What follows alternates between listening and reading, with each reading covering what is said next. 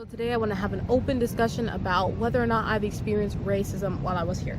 So I'm going to keep it as 100% as I can while speaking carefully about this, because you know it's important. Like, I'm sending a message and I don't want it to come off the wrong way, so just know that in advance. I'm going to tread lightly over this. So the quick answer is yes and no. So I'm going to talk about why I believe that. So in this I'm going to really like contrast the good from the bad and how I feel about it, and I guess my attitudes before and after I got here.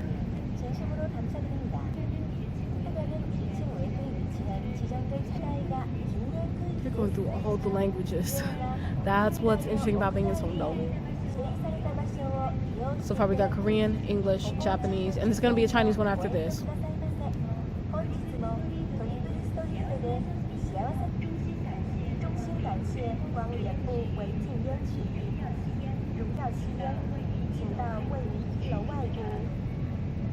Okay, that sounds like it.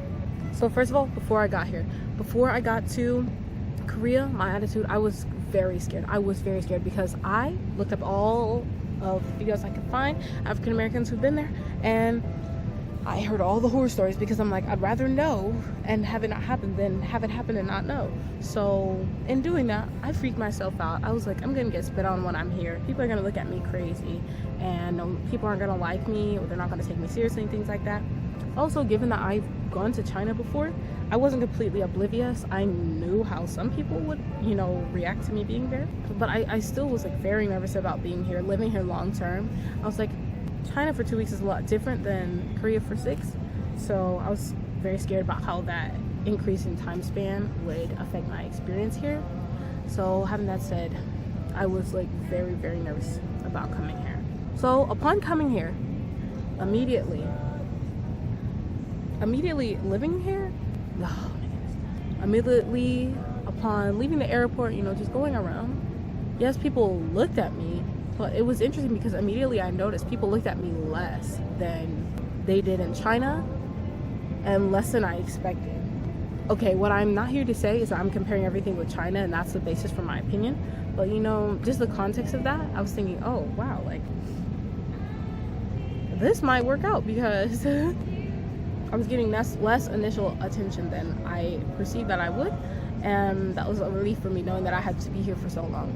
Because I was fine with it in China while I was over there, but I knew that if I was here for a long time, it would be a bigger adjustment. So basically, when I got here, I realized that, you know, people really just went about their day, and I was just a part of the day. I was just minding my business, they were minding theirs, which is very refreshing.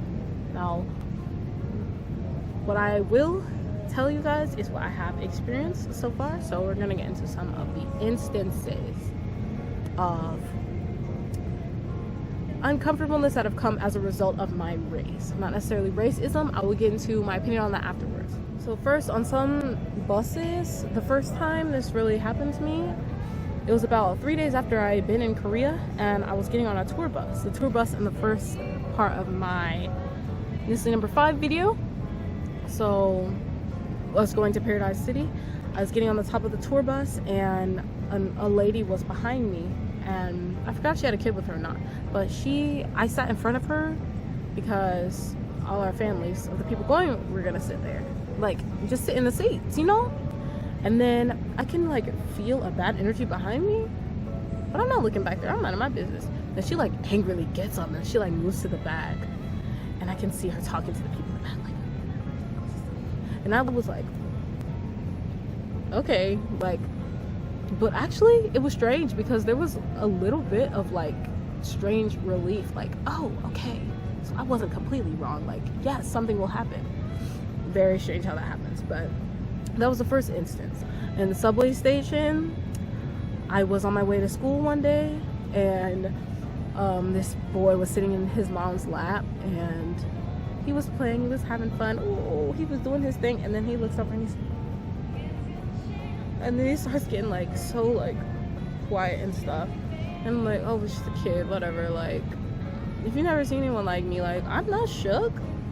I mean, it just is what it is. So I'm about to walk off. I'm standing to get out of the little, you know, off the platform, not off the platform, I'm standing to get out of the car to get off at my stop, and then he's like, oh, Mom, so oh, like he's scared of me or whatever. And then his mom was like, well, she's about to get off, so. And I was like, oh, this is how we're teaching our children in Songdo, the most international city. This is how we teach our kids?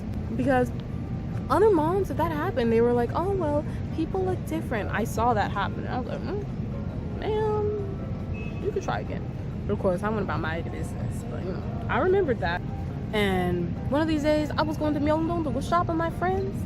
Actually, it was just me and one other friend, and she's Chinese American. She was standing with me in the subway station. And then people are walking. We got this is the whole platform, right?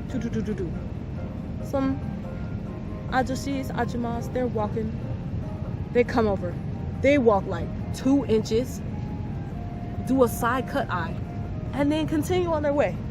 I'm like, and this happened not once, not twice, but 3 times in a row. And I'm like, you have plenty of space. But it was just the way that they cut their eyes, like, why are you here? And I was just kind of like, you didn't have to do that, but okay. Like, I'm very laid back about this kind of stuff.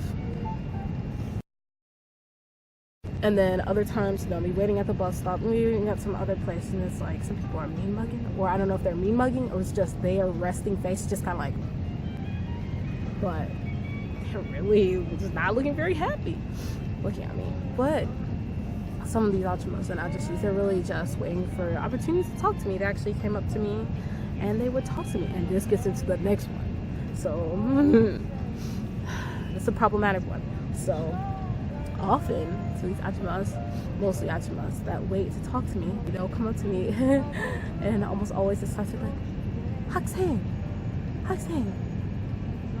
어디 나라에서 왔어요? And as they're speaking, because they need an N, they reach for that hair. They reach.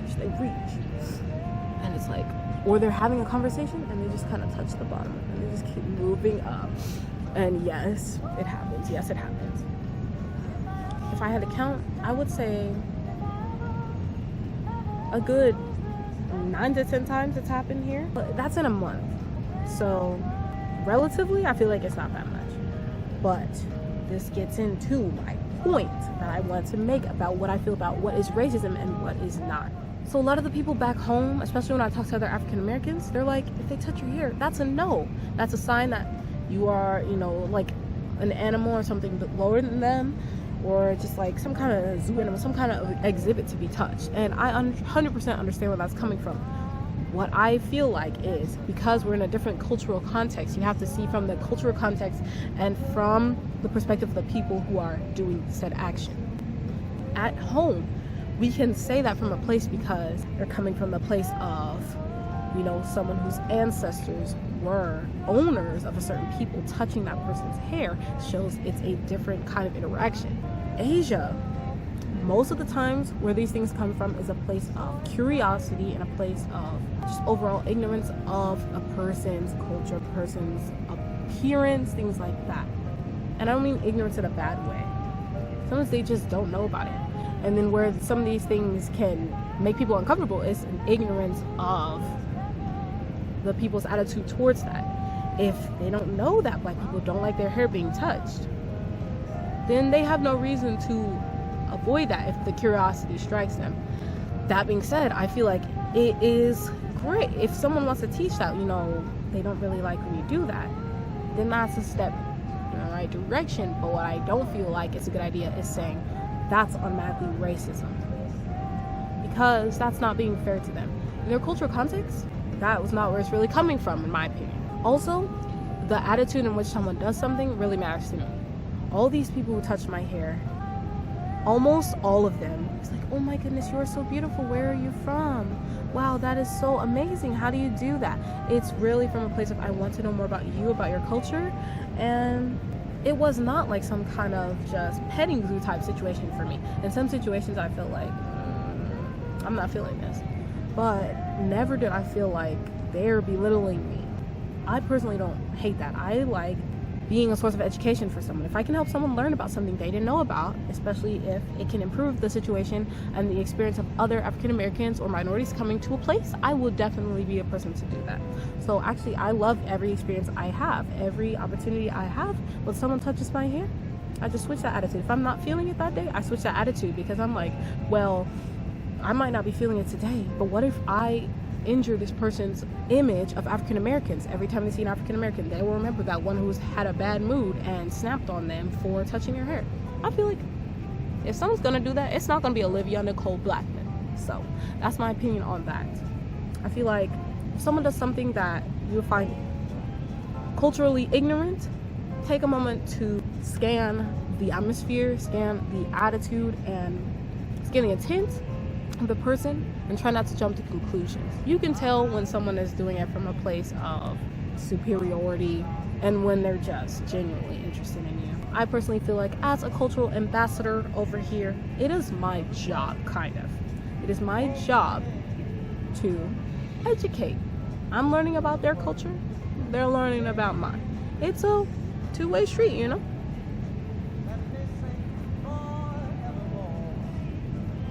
And if one day we want everyone to know that please don't touch my modi kara, then they gotta know about us first.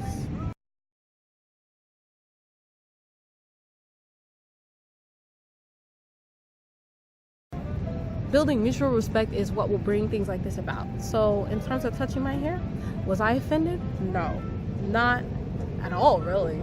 And actually, before I come off sounding like nobody already knows this, plenty of Koreans over here were telling some of the ajumas, or signaling to their friends not to really do that, because they're like, oh, they don't really like that. Or don't touch another person's hair. You wouldn't do it to one of your own friends. Like, people are not 100% culturally ignorant. And also pushing the idea that overall in Asia they know nothing about African Americans, know nothing about foreigners, is also a little bit skewed. I feel like steps are being made in the right direction, and there are people who know. So definitely do not be afraid to come over here if you're African American, if you're a minority that has the cultural aspect you feel might be a lot different or might be pointed out. Just don't worry about that. Just come over here. And worst case, you have an opportunity to educate people. So definitely come over here. And that's one of the great things about being here, being in another culture in general. You get to be an ambassador. So you do that. So as of that, I'm gonna segue into the good. I've had so many good experiences here. So many people are like, oh my gosh, you are so beautiful. Where are you from? Please, I've got Africa as a country. But I've got, please. People are like, are you from Russia? Are you from Russia? Yes, I am. Yes, I am. Are you from Brazil? Are you from... I've gotten, are you from China? I didn't even speak Chinese to them. I don't know. But anyways, those aren't compliments, but that's just what happens.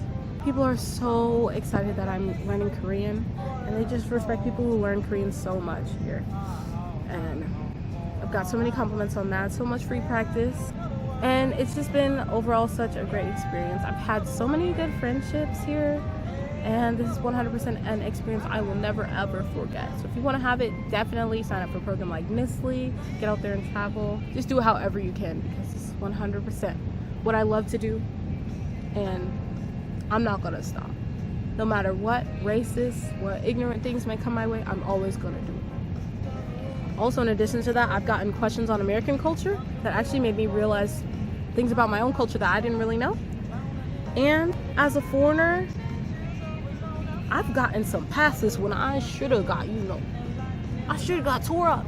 I've sat in the pregnant women's seats, I sat in the elderly seats on accident, and I could have got torn up for that. But the ajumas there they just smiled and they let it pass. And I was like, oh my goodness, 죄송합니다, 죄송합니다. And they was like, oh, 아니에요, 괜찮아요. It was, they've given me that foreigner privilege, a foreigner pass is real. So yes, if you have any other questions about living here, please put them in that description. If you have any questions about living in Korea, put them in that comment section and I'll get right back to you.